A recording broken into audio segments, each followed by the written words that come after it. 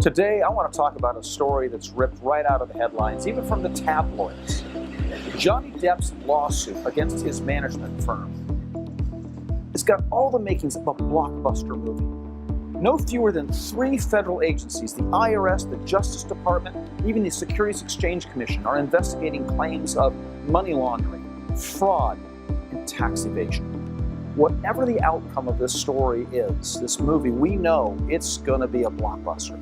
We've got suspense, A-list actor, maybe even a little romance. Who knows? Johnny Depp's current girlfriend could make a cameo appearance. We've got a believable villain with a big management company in Hollywood. And of course, we've got all the Hollywood glamour and sizzle. But beyond the entertainment value, there really are some good money management lessons that we can learn from this. Before we do that, let's look at the details. Johnny Depp is suing his management company for $25 million in losses, $40 million in debt that he's had to undertake, and get this, $8 million in penalties to the IRS. That doesn't even speak about the amount of taxes that supposedly he didn't pay. This is just the penalties the IRS wants. He's claiming fraud and professional malfeasance, and he's also claiming conflicts of interest. According to him, they put him into some investment vehicles where they had some interests themselves. Now, management companies are a staple of Hollywood. They handle the affairs of large executives, of stars, even the athletes. They do everything from making the investments, they pay the bills, they buy the toys and the big ticket items, they handle all of the taxes. Largely, they take discretion. They're the go get it done for me kind of guys that are hired. Now, the management company, of course, denies all the allegations, and they're actually countersuing for unpaid fees. But they say that Johnny Depp's financial woes are due to the fact that he spends lavishly, $2 million a month, and that he wasn't taking their advice, that this was an unsustainable level. Now, whatever the outcome of the investigation and the movie that's made, there really are some important lessons about money management, especially so for large sums. First of all, set clear goals. You have to be on the same page with your advisors. And that page has to have some details to it. You got to have a sense of a budget. You got to have a sense of a goal. Where are you trying to go from here to there so that everybody knows? Number 2, delegate, but don't abdicate. This is your money after all. It's not theirs.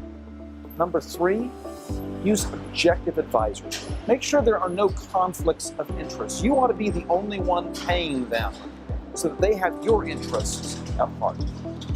4, listen to good advice, even when it's not the advice you want. Now, you have to be engaged enough to know if that advice is good and maybe even get a second opinion.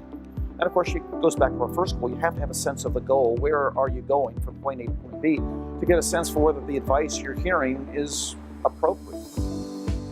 Number 5, though, you have to live within your means at least enough to be funding your future. You see, it's really not how much money you make. Yes, that's important, but we have clients at all levels of the income spectrum that are doing well. It really is how much you keep.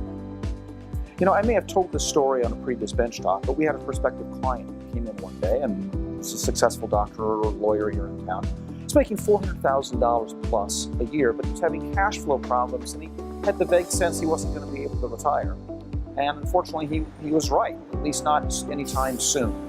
See, the problem wasn't the $400,000 that he was making, it was the $401,000 that he was spending. There was no margin, as we call it. There was no extra amount that he was able to put aside. You see, the present at some point starts to become that future that you're planning for. And you have to be putting money aside and managing that money well in order for that future to turn out the way you do. And we'll all wait to see what happens to Johnny Depp or the movie. But whatever the outcome, the guilt or the innocence of the management company, I suspect that Johnny Depp is going to have to start over again financially. Sadly, he'll be in good company when it comes to that. The likes of Nicolas Cage, Stephen Baldwin, Jose Canseco, and even Dionne Warwick have all had mismanagement in their financial lives and had to start over midlife. The earlier that you get on the right page, even the earlier that you make corrections that are necessary, the easier and the more successful that future is going to be. So whatever your income level, however amount of money you've got, wherever you are in stage of life, if you'd like to have some advice, or if you'd just like to get a second opinion, we'd love to chat with you. Now, drop us an email, make a call. The first meeting is no charge, and we'll even throw in a cup of coffee and some scones at Float, really great cafe just across the way from us. We look forward to hearing from you. Thanks for listening.